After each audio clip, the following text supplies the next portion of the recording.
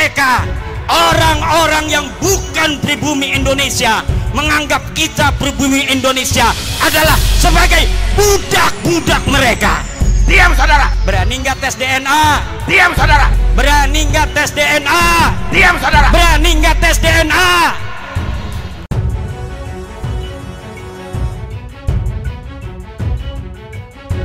Assalamualaikum warahmatullahi wabarakatuh. Saudaraku yang dirahmati Allah. Klaim Habib Ba'alwi sebagai keturunan Nabi selama ini ternyata tujuan utamanya adalah mendapatkan materi dari para muhibbinya. Ternyata tujuan mereka sejak kedatangan ke Nusantara tetap yaitu mencari penghidupan di Nusantara. Jauh dari apa yang selama ini mereka koar-koarkan dalam setiap ceramah-ceramahnya yang mengatakan tujuan mereka adalah dakwah. Saat ini ruang gerak para imigran Yaman ini semakin sempit. Setelah banyaknya muhibbin dan umat yang sadar telah dikadalin para habaib, sedikit demi sedikit ladang pendapatan mereka dari dawir semakin berkurang. Tak heran banyak habib yang berusaha meyakinkan umat dengan segala cara. Mereka berusaha meyakinkan umat jika klan Ba'alwi benar-benar keturunan Rasulullah. Meski hanya berupa narasi tanpa data dan bukti nyata. Mereka menggunakan segala cara mulai doktrinisasi, persekusi, provokasi, dan pembelokan sejarah. Seperti yang disampaikan seorang kiai yang tahu persis bagaimana sepak terjang para habaib ini di Nusantara. Seperti apa penjelasannya, mari kita simak bersama.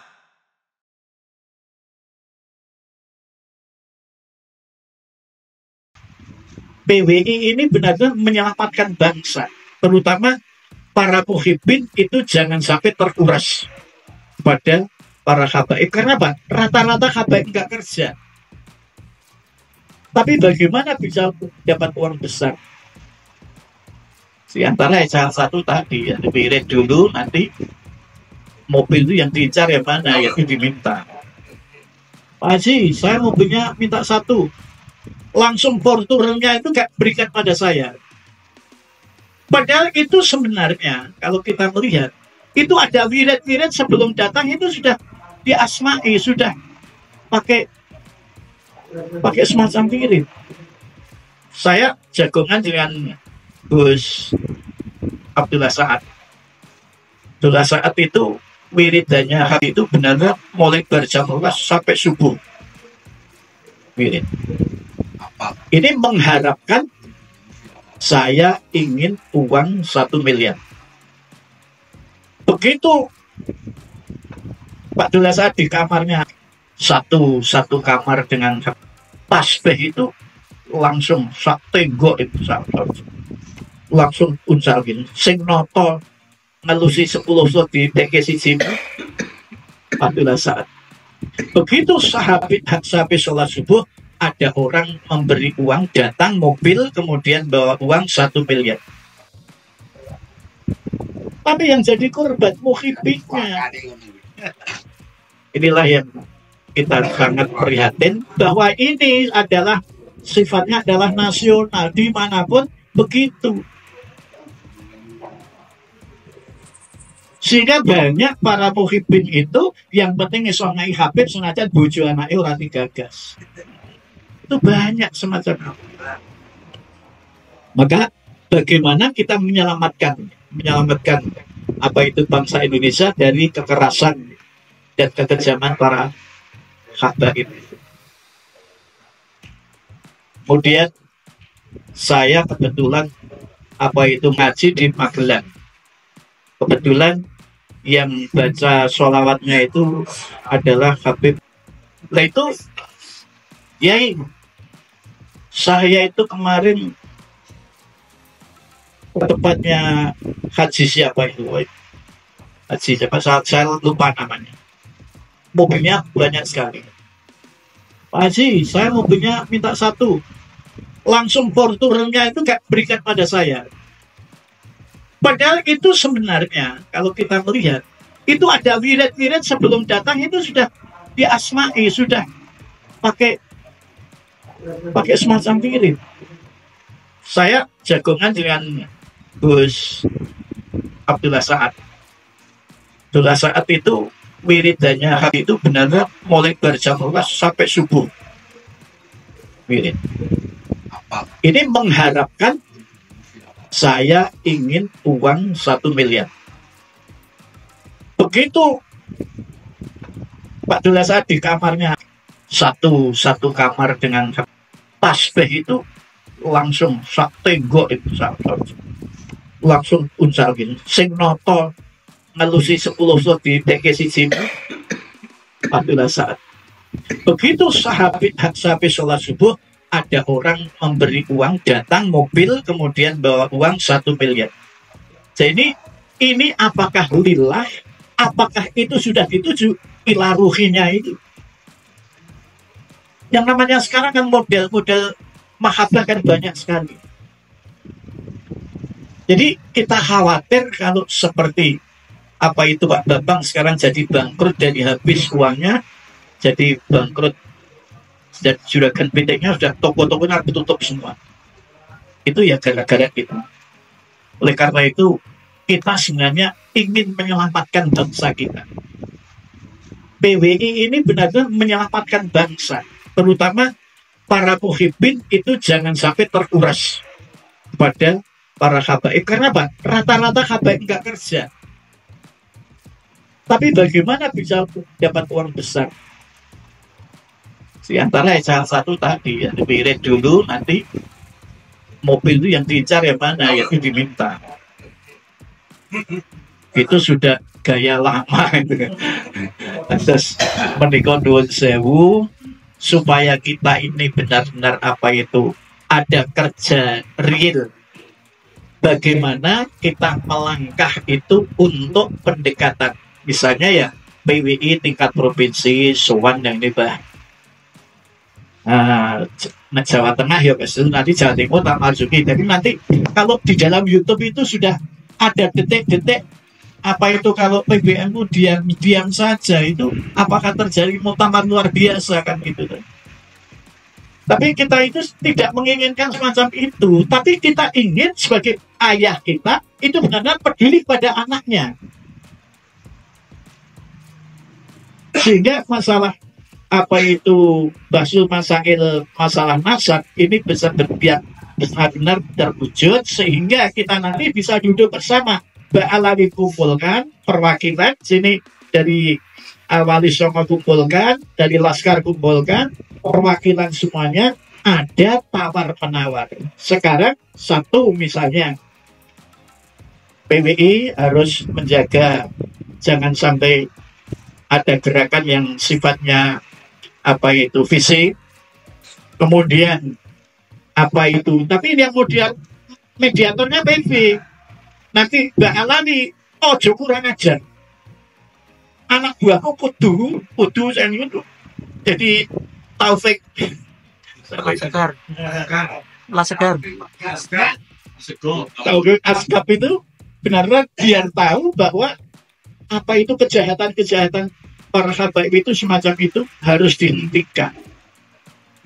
Sehingga kita itu nggak repot. Coba kumpul semacam ini, sok Indonesia semuanya gerak. Ini kan membuat repot kita. Gara-gara kelakuannya habaib yang kurang ajar. Dan itu anehnya sekali para muhibbin kok yo do mantuk-mantuk. Ene wong ping 100 sewengi ping 70 kok yo do mantuk-mantuk. Sakit greget gitu ya wong iki ya. Apa kena apa? Masyaallah, terus menika dewan sewu. Apakah harus terjadi muktamar luar biasa? Apakah terjadi gontongan? Apakah terjadi yaitu musyawarah dengan tawar menara mufakat? Ini menjadi pemikiran kita bersama, terutama tokoh-tokoh. Bagaimana PBNU itu benar-benar bisa menjadi mediator. Kalau nggak bisa ya, ayo kiai-kiai sepuh kumpul. Kalau PBNU nggak mau ya kita minta para tokoh-tokoh nasional itu untuk mengumpulkan, Ba'alwi kumpulkan, jadi keluarga besar Wali Songo kumpulkan untuk saling tawar-menawar bahwa kamu itu benar-benar bukan durian Rasul, harus hak Jangan ngotot merasa durian Nabi. Karena memang Ba'alawi kalau tidak dilawan, semakin kemaki semakin belelek. Salah satu contoh yaitu di pondoknya Habib, ternyata ada muhibbin datang ke tempat saya, laporan bahwa setiap bulan itu terus dikejar dari setor. Bukan, beli tanah. Jadi harus bayar. Saya masih punya hutang 800 juta untuk tanah sana masih belum terbayar. Nah, ini kurang ajar. Ini benar-benar bangsa Indonesia ini dimiskinkan. Jadi itu sudah termasuk apa itu teori nasional. Jadi bagaimana muhibbin itu miskin semua. Terus juragan pitik Babang, saya tahu persis tenaganya yang disuruh nyari uang karena diserai oleh Habib pada saat kalau kamu harus cari uang 1 miliar. Sehingga benar-benar sopirnya Babang lari ke Surabaya, ke Jakarta, nagai itu karena target itu harus tercukupi sampai 1 miliar untuk muktamar apa itu Riko apa itu. Nah ini kan berarti kurang ajarnya luar biasa. 1 miliar harus wujud untuk memenuhi target sampai sopir lego karo buruwe radi bayar, karo buruwe peliter aja mak karo kabeh duit kuek ke kabeh itu sopir ya, yang bicara sopir ayam ke Surabaya nyopiri itu benar-benar saya itu merasa benci sekali dengan perilaku mereka, apalagi pemalsu kuburan tadi. Ini kenapa orang-orang kita diam saja, nggak memasukkan ke ranah hukum? Ini mestinya kan harus sudah masuk ranah hukum. Karena apa? Yang bisa dimasuk ranah ya pemalsuan kuburan itu. Pemalsu kuburan itu kan sudah melanggar hukum. Kenapa orang-orang kita diam saja? Apakah tidak bisa dimasukkan ke ranah hukum? Apakah takut? Nah, ini kan kita itu hanya melihat begitu. Dan kenapa kita mestinya kan harus depel. PBI ini mari kita depel ke Gus Mus, Kiai Mustafa Bisri, depel ke Pak Marzuki Mustafa. Karena apa? Ada sinyal-sinyal kalau PBN itu diam terus. Ini benar-benar fitnah. Dan bahkan Mbah Miftahul Ahyar mengatakan saya difitnah. Padahal dia yang fitnah. Jadi repot ya.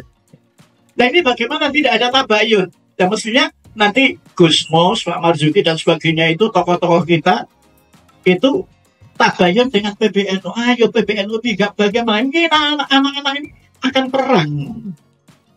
Jangan dibiarkan kan nanti terjadi konflik horizontal kan, yang hancur itu NU semua. Muhibbin NU, kita NU. Wali Songo NU, kasihan yang orang-orang yang alim nanti kalau jadi korban. Karena sasarannya mesti tokoh-tokoh kiai-kiai yang diancam. Dan kita minta PBI ini ada yaitu suatu gerakan bagaimana pesantren-pesantren itu jangan ngundang habaib, manas-manasi PBI. Manas-manasi.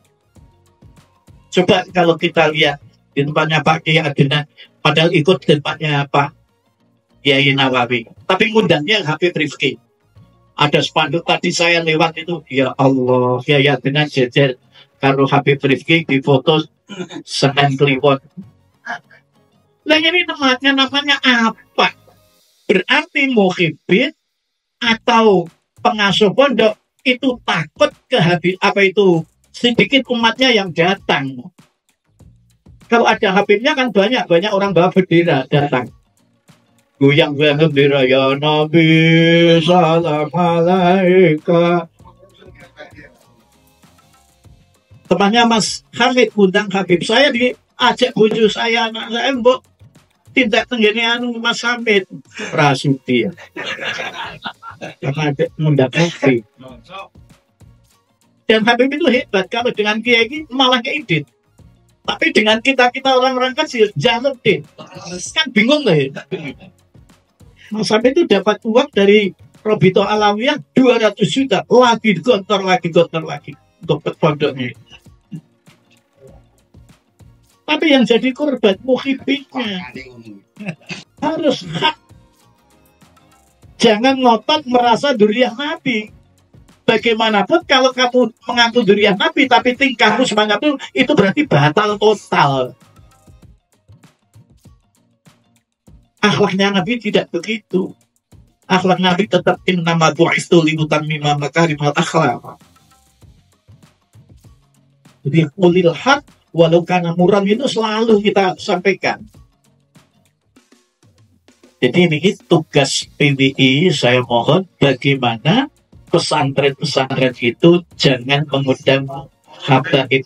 Ini kita berharap kalau mau nek gelem, nek orang kita juga menjauh, tak jaga jarak. Inilah yang harus kita perhatikan. Saya di Boyolali untuk ngaji, tapi masih ada Habib Al-Idris di sana, saya suruh cari mubalek yang lain. Saya tetap nggak mau. Lah gimana Pak? Sudah gitu pokoknya kalau ada itu. Saya sudah bacot omong di mana ada Habib saya nggak mau ngaji. Karanganyar juga begitu. Saya diundang tetap saya menolak. Tujuan saya apa? Bagaimana mereka itu sadar bahwa kita itu ngaji itu ya dengan kiai, dengan ilmu, orang sholawatan pro. Itu sebetulnya pilih pekaten dengan kilometer monggo ora sah bahas nasab ning nek ora gelem-gelem tenan. Habib ora gelem tenan, wong yo ora mudeng tenan. Karo nasab iki karo Gus Imat wis ora ning sing wani.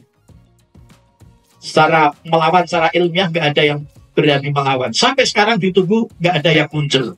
Ini menunjukkan bahwa apa itu mereka tidak punya ilmu. Apalagi mengeluarkan kitab sezaman abad keempat ternyata kitab itu palsu loh. Kon maca ora diwaca diduduhke di fotokopi tok. Kan tidak berilmu namanya. Jadi ini monggo menika saestu kula suwun, satu adalah bagaimana pendekatan dengan para ulama sepuh. Yang kedua bagaimana tugas PWI yang kedua adalah bagaimana yaitu